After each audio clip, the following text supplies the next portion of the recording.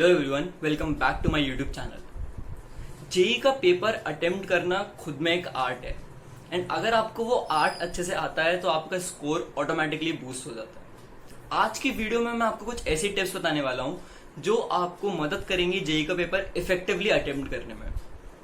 इस वीडियो को पूरा एंड तक देखना, आप जरूर कुछ अच्छा सीख के जाओगे एंड आपकी बहुत मदद होगी जेई का पेपर इफेक्टिवली अटेम्प्ट करने में। हम शुरू करते हैं अपनी सबसे पहली टिप के साथ में। हम में से ज्यादातर को जो जेई का पेपर देते हैं, एक कंफ्यूजन जरूर होता है कि सबसे पहले कौन सा पार्ट अटेम्प्ट करें, वो फिजिक्स हो या केमिस्ट्री हो या मैथ्स हो। इसका एक सीधा सीधा आंसर है, अगर आपको केमिस्ट्री अच्छे से आती है, आपको केमिस्ट्री पे अपनी कॉन्फिडेंस है, तो आप बिना कुछ भी सोचे केमिस्ट्री से अपना पेपर अटेम्प्ट कीजिए। वो इस वजह से केमिस्ट्री एक ऐसा सब्जेक्ट है जिसमें अगर हम इनऑर्गेनिक की बात करें तो सीधा सीधा अगर आपको आंसर पता है तो आप टिक करोगे, आप आगे बढ़ोगे, नहीं पता आप नहीं करोगे उस क्वेश्चन को। केमिस्ट्री एक ऐसा सब्जेक्ट है जो कि आपको काफी जल्दी ज्यादा क्वेश्चंस के आंसर निकालने में मदद करेगा। अगर आपने केमिस्ट्री का पेपर इनिशियल 15, 20, 30, 40 मिनट्स में अगर आपने अटेम्प्ट कर दिया तो आपको काफी कॉन्फिडेंस मिलता है। एंड इनिशियल स्टेजेस पे जब आप ऐसा जेई जैसा पेपर दे रहे हो, जब आपको आपकी 2 साल की पूरी मेहनत एक 3 घंटों में रिप्रेजेंट करनी है, उस टाइम पे ये जो कॉन्फिडेंस है कि हाँ मैंने स्टार्टिंग के 30 मिनट्स में 20 से ज्यादा क्वेश्चन कर डाले, केमिस्ट्री का मैंने पूरा पोर्शन निपटा दिया है, तो ये जो कॉन्फिडेंस है ये आपकी बहुत ज्यादा मदद करता है आगे बाकी दोनों सब्जेक्ट्स में। तो अगर आपकी केमिस्ट्री स्ट्रांग है तो आप बेझिझक केमिस्ट्री से अटेम्प्ट करिए। लेकिन अगर आपकी केमिस्ट्री स्ट्रांग नहीं है एंड अगर आपको ऐसा लगता है कि आप केमिस्ट्री में अगर आपको क्वेश्चन नहीं आ रहा है तो आप उसे बाद में अटेम्प्ट नहीं कर पाओगे, आप उसमें ज्यादा दिमाग नहीं लगा पा रहे हो, आपको कॉन्फिडेंस नहीं है अपनी केमिस्ट्री पे, तो मेरा एक सजेशन है कि आप स्टार्टिंग के 30 मिनट्स के अराउंड 30-35 मिनट्स के अराउंड दीजिए केमिस्ट्री को। आपसे जितने क्वेश्चंस हो पा रहे हैं अटेम्प्ट आप करिए बिना कुछ भी सोचे एंड उसके बाद आप केमिस्ट्री को असाइड रख दीजिए, आप उसमें अब दिमाग मत लगाइए, क्योंकि आपको खुद को पता है कि आपकी केमिस्ट्री स्ट्रांग नहीं है। आप और एफर्ट्स लगाओगे भी तो आपसे एक्स्ट्रा क्वेश्चंस नहीं होने वाले उस सब्जेक्ट में। तो आप स्टार्टिंग के 30-35 मिनट्स में आपसे जितने क्वेश्चन होने होंगे आपसे हो जाएंगे। उसके बाद आप अपने स्ट्रांग सब्जेक्ट्स पे फोकस करना शुरू करो। अगर आपका केमिस्ट्री के जो मैथ्स और फिजिक्स में अगर आपका मैथ्स ज्यादा स्ट्रांग है तो आप मैथ्स के साथ शुरू करिए फिर, एंड अगर फिजिक्स ज्यादा स्ट्रांग है तो आप फिजिक्स के साथ शुरू करिए। ये तो हो गई स्ट्रैटेजी आपको पेपर के हिसाब से अटेम्प्ट करना चाहिए आपके कंडीशन के हिसाब से केमिस्ट्री के रिगार्डिंग। जो दूसरी इंपॉर्टेंट टिप है वो है क्वेश्चंस को स्किप करना सीखना होगा। आपको क्या सीखना होगा? क्वेश्चंस को स्किप करना। जेई के पेपर में जो लोग ऐसा सोचते हैं कि मैं एक साथ पूरे 30 क्वेश्चन करूंगा, फिर ये 30 क्वेश्चन करूंगा, फिर ये 30 क्वेश्चन करूंगा, उनको कभी सक्सेस नहीं मिलता। जो लोग सोचते हैं कि मैं एक के बाद एक क्वेश्चन करूंगा, एक भी क्वेश्चन छोड़ूंगा नहीं, वो लोगों को भी कभी सक्सेस नहीं मिलता। आपको अपने कैलिबर के हिसाब से टाइम को देखते हुए क्वेश्चंस को स्किप करना आना चाहिए। आपको उस टाइम पे ये डिसीजन मेकिंग आनी चाहिए कि कौन सा क्वेश्चन वर्थ है आपके टाइम का, कौन सा क्वेश्चन ऐसा है जो आप कम टाइम में अटेम्प्ट कर सकते हो, आपसे वो क्वेश्चन हो जाएगा। आपको ये क्वेश्चन देख के समझ आना चाहिए। आपको क्वेश्चंस को स्किप करना बहुत बहुत बहुत जरूरी है सीखना।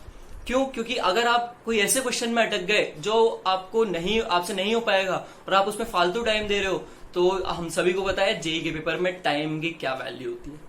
तो आप इस आर्ट को सीखिए अभी से। अगर आप प्रैक्टिस कर रहे हैं, मॉक टेस्ट दे रहे हैं जेई के, या फिर अपने कहीं पे भी पेपर दे रहे हैं, क्वेश्चन अटेम्प्ट कर रहे हैं जेई के, तो आप ट्राई करिए कि आप एक बार क्वेश्चन को पढ़ के जज करिए। आप खुद से एक बार क्वेश्चन पूछिए कि क्या मैं क्वेश्चन कर पाऊंगा, मेरे को क्या इस क्वेश्चन को अटेम्प्ट करने का ट्राई करना चाहिए अभी। तो आप इस चीज को जज करिए एंड अगर आपका आंसर हाँ है तो आप उसे अटेम्प्ट करके देखिए कि आपसे वो वाकई में सवाल हुआ या नहीं हुआ। आपको ये जो जजमेंट पावर है अपनी, इसे बढ़ाना चाहिए। आपको समझ आना चाहिए कि आपको कौन सा क्वेश्चन आपके लिए सही है और कौन सा क्वेश्चन आपके लिए सही नहीं है। तो सेकंड टिप मेरी ये थी, और ये बहुत इंपॉर्टेंट टिप है कि आपको क्वेश्चंस को स्किप करना आना चाहिए। जो तीसरी इंपॉर्टेंट चीज है, जो तीसरी टिप है, वो है at the end of the day marks matter करते हैं। देखिए, मैं इससे ये कहना चाहता हूं कि फर्क नहीं पड़ता कि आपको 4 नंबर मैथ्स से मिले या आपको 4 नंबर केमिस्ट्री से मिले या आपको 4 नंबर फिजिक्स से मिले।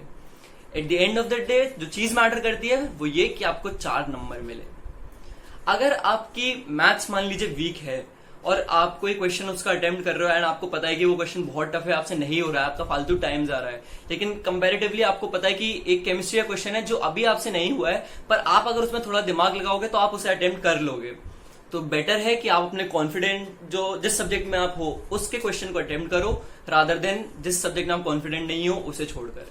क्योंकि एट द एंड मैटर नहीं करता कि वो जो 4 नंबर हैं वो मैथ से मिले या केमिस्ट्री से मिले हैं। अगर आप मैथ से वो एक्स्ट्रा 4 नंबर लेके आओगे तो आपको कोई वो नहीं मिलेगा कि हाँ अरे आप मैथ जैसे डिफिकल्ट सब्जेक्ट से आप 4 नंबर लेके आए हो, या आप केमिस्ट्री जैसे सब्जेक्ट से 4 नंबर लेके आए हो।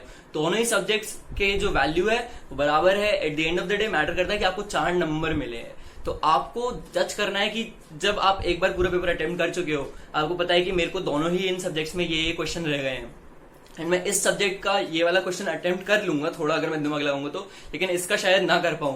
तो आपका जो कॉन्फिडेंट सब्जेक्ट है आप उसमें एक्स्ट्रा टाइम दीजिए, चाहे वो फिर मैथ्स हो या केमिस्ट्री हो चाहे फिजिक्स हो, क्योंकि हमें 4 नंबर से मतलब है। जो मेरा चौथी टिप है और एक बहुत इंपॉर्टेंट टिप है वो है कि आपको फर्स्ट 90 मिनट्स में आपके जेईई पेपर में आप सारे क्वेश्चन से गो थ्रू हो चुके हैं। इससे मैं क्या कहना चाहता हूं, मैं ये कहना चाहता हूं कि अगर आप उनमें से हैं जिनको एक एक करके सेक्शन वाइज जेईई का पेपर सॉल्व करने की आदत है, तो आपकी आदत बहुत खराब है। अगर आप ऐसा सोच रहे हैं कि आप जेईई के पेपर में जाएंगे, आप पहले फिजिक्स के सारे क्वेश्चन करेंगे, फिर आप केमिस्ट्री के सारे क्वेश्चन करेंगे, फिर आप मैथ्स के सारे क्वेश्चन करेंगे, तो आप बहुत गलत तरीका अपना रहे हैं। पहले 90 मिनट के अंदर आप सारे क्वेश्चन पढ़ लेने चाहिए आपको। कम से कम ऐसा होना चाहिए कि आपको पता है कि कौन से सब्जेक्ट में कौन सा क्वेश्चन है। एक बार जब आप 90 मिनट्स के अंदर सारे क्वेश्चन से गो थ्रू हो चुके हो तो आपके पास मार्क होने चाहिए आपके क्वेश्चंस पे कि ये वाला क्वेश्चन मैं अटेम्प्ट कर सकता हूँ, ये क्वेश्चन मैं अटेम्प्ट नहीं कर सकता, ये क्वेश्चन थोड़ा टफ लगा था मेरे को जब मैंने पहली बार पढ़ा था, मैं इस क्वेश्चन को थोड़ा बाद में देखूंगा। ये आपको करना है। मैं आपको बताता हूँ कैसे। जैसे आप मान लीजिए आपने फिजिक्स से शुरुआत करी, आपने फिजिक्स का क्वेश्चन पढ़ना चालू करा, पहला क्वेश्चन आसान है, आपने कर दिया, अटेम्प्ट हो गया। सेकेंड क्वेश्चन पे आए, आपने आसान था, आपने कर दिया, सॉल्व हो गया। थर्ड क्वेश्चन पे आए, वो क्वेश्चन आपको पता है आपसे हो जाएगा, पर एट द मोमेंट हो सकता है वो क्वेश्चन में आप कोई कैलकुलेशन एरर कर रहे हो या आप कोई दिक्कत कर रहे हो जिससे वो नहीं हो रहा हो, तो आप उस पर एक सर्कल बनाइए या फिर जो भी आप मार्क डिसाइड करना चाहते हो मार्क बनाइए, जिससे कि आपको बाद में याद आए कि हाँ ये क्वेश्चन मैं कर सकता हूं, उस वक्त मेरे से नहीं हुआ था। साथ ही साथ मान लो आगे जाके कोई एक ऐसा क्वेश्चन आता है जो आपको बिल्कुल कोई हिंट नहीं लग रही है कि यार ये क्वेश्चन कैसे होगा, ये क्वेश्चन बहुत टफ है, तो उस क्वेश्चन पे भी एक डिफरेंट मार्क बनाओ ताकि आप डिफरेंशिएट कर पाओ जब आप लौट के आओ वापस फिजिक्स पे कि ये क्वेश्चन पे मेरे को टाइम देना है, इस क्वेश्चन में मेरे को टाइम नहीं देना है। जो क्वेश्चन आपको पता है कि बहुत ज्यादा टफ है या फिर आपको उसकी कोई हिंट नहीं है, अगर आप लौट के आके जब आप एक बार पूरा पेपर देख चुके हो तब आप वापस से फिजिक्स पे जब आप आ रहे हो सॉल्व करने के लिए और आप फिर से उसी क्वेश्चन पे टाइम दे रहे हो, तो आप मूर्खता कर रहे हो। क्यों? क्योंकि आप अपना फालतू में टाइम वेस्ट कर रहे हो। और जेईई के पेपर में टाइम की बहुत ज्यादा इंपॉर्टेंस होती है। आपको वो क्वेश्चन अटेम्प्ट करने चाहिए जब आप सेकंड टर्न में आ रहे हो जिन पे आपको कॉन्फिडेंस है कि हाँ शायद उस वक्त मेरे से क्वेश्चन नहीं हो रहा था पर मेरे से क्वेश्चन मेरे को पता है हो जाएगा, मैं अगर थोड़ा एफर्ट डालूंगा तो मैं क्वेश्चन कर पाऊंगा। तो आपको मार्क लगाने चाहिए अपने पेपर में किस हिसाब से कि ये क्वेश्चन मेरे से हो जाएगा, ये क्वेश्चन मेरे से बिल्कुल नहीं होगा, ये क्वेश्चन मेरे लिए बहुत टफ है। आपको सेल्फ जजमेंट आना चाहिए। अगर आपको सेल्फ जजमेंट नहीं आता है तो आपके लिए जेईई का पेपर बहुत टफ होने वाला है, आपके लिए वो क्वेश्चन सारे पढ़ना बहुत टफ होने वाला है। फर्स्ट 90 मिनट्स के अंदर आपके पास अपने पेपर के हर एक क्वेश्चन पे मार्किंग होनी चाहिए कि ये क्वेश्चन सही है, ये क्वेश्चन ये है, ये क्वेश्चन ये है। आप ऐसा समझ लीजिए कि पहले जो 1 आवर 30 मिनट्स होते हैं या फिर 1 आवर 40 मिनट्स होते हैं, ये वो टाइम होता है जिसमें आप एक बार जेईई का पेपर पूरी तरीके से देख चुके होते हो और जो क्वेश्चंस आपसे वन शॉट में होने वाले होते हैं वो आप सारे अटेम्प्ट कर चुके होते हो। ये चीज अगर आपने अप्लाई करी, आप अभी से जो मॉक टेस्ट दे रहे हो उसमें इस चीज को अप्लाई करो। आप ट्राई करो कि जो 1 आवर 40 मिनट्स होते हैं स्टार्टिंग के, उसमें आप एक बार अपना पेपर से गो थ्रू हो चुके हो। आप जितने भी इजी क्वेश्चंस हैं जो आपसे फर्स्ट शॉट में हो सकते हैं वो सारे आप कर चुके हो। एंड उसके बाद आप जब सेकेंड टर्न पे आओ तो मीडियम जो क्वेश्चन आपको लग रहे हैं, जो आपको लग रहा है कि हो सकते थे आपसे एंड बस थोड़ा सा एफर्ट और डालने की जरूरत है, उन पे ट्राई करो। एक और टिप जो मैं आपको देना चाहूंगा जेईई से रिलेटेड, जो मेरी लास्ट टिप होगी पेपर अटेम्प्ट करने से, वो ये है कि अपने जो पेपर के जो आपके क्वेश्चंस के सॉल्यूशन है उनको साफ साफ अलग अलग मेंशन करिए। मैं ये इस वजह से कह रहा हूं क्योंकि कई बार ऐसा होता है कि हमने कोई क्वेश्चन अटेम्प्ट करना शुरू करा और वो क्वेश्चन हमसे हुआ नहीं पर हम उस क्वेश्चन में काफी आगे तक पहुंच गए। हमने जब फर्स्ट टाइम उस क्वेश्चन को अटेम्प्ट करा तो हम लोग उसके आंसर तक नहीं पहुंचे, पर हमें पता है कि हम बहुत ज्यादा प्रोग्रेस कर चुके हैं उस क्वेश्चन में। हो सकता है हम जब सेकंड टर्न में आए तो हमसे क्वेश्चन हो जाए, अभी आपको वो चीज क्लिक नहीं कर रही। अब अगर आपने उस क्वेश्चन के उत्तर सॉल्यूशन को जितना आपने उसे सोल्व करा है एक अच्छे तरीके से नोट नहीं करा और आप रफ वर्क करते चले गए और आगे और क्वेश्चन कर दिए उसी पेज पर, तो आप जब लौट के आएंगे ना तो आपको वो क्वेश्चन वापस से इनिशियल से चालू करना पड़ेगा।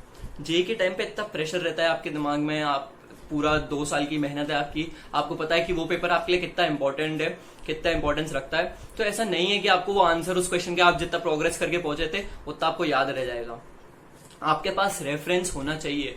तो आप ट्राई करिए कि आप जो भी क्वेश्चन अटेम्प्ट करें उसके लिए एक अलग ब्लॉक बना दीजिए, एक पेज पे अलग एक कॉलम बना दीजिए एंड उतने उतने एरिया में उस क्वेश्चन को सॉल्व करिए। और जो की पॉइंट्स हैं, आप जितना आपने प्रोग्रेस करा है उस क्वेश्चन में उसको हाईलाइट करके लिख दो कि हाँ अब मैं ये वाली वैल्यू निकाल चुका हूँ इस क्वेश्चन में, मेरे को ये वैल्यू भी निकालना रह गया है।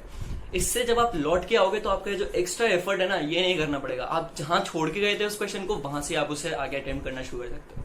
ये एक बहुत इंपॉर्टेंट टिप है, आपका बहुत ज्यादा टाइम बचाएगी जेई में। तो ये जो 5 टिप्स मैंने आपको बताई, अगर आप इन्हें अभी से अपने जो प्रैक्टिस क्वेश्चंस होते हैं, प्रैक्टिस पेपर्स जो होते हैं, अगर आप उनमें इन्हें अप्लाई करोगे तो आपको बहुत ज्यादा मदद होगी। एंड जेई के पेपर में आपके लिए सारे टिप्स फॉलो करना एक बहुत आसान चीज होगी। अगर आपको ये सारे टिप्स बहुत ज्यादा अच्छे लगे हुए एंड आपको लगा है कि हाँ ये वाकई में इफेक्टिव है एंड आपकी काफी मदद होगी एंड आपको लगा है कि हाँ ये सारी जो टिप्स हैं ये जेन्युइनली काफी सही है और आपको समझ आ रहा है क्लियरली कि हाँ ये सब अगर मैं फॉलो करूंगा तो जरूर मेरा स्कोर बूस्ट होगा, मेरी वीडियो को जरूर लाइक करिए। हमारा भी जो मोरल होता है वो बूस्ट होता है कि हाँ आप लोगों को वीडियोस पसंद आ रही है। साथ ही साथ मेरे को कमेंट में बताइए कि आपको ये टिप्स कैसी लगी, क्या ये वर्थ थी आपके टाइम वॉच करने में। और चैनल को अगर आपने सब्सक्राइब नहीं करा है तो आप जरूर सब्सक्राइब करिए चैनल को। मिलते हैं अगली वीडियो में एक और अच्छी टिप के साथ में, तब तक के लिए थैंक यू फॉर वॉचिंग।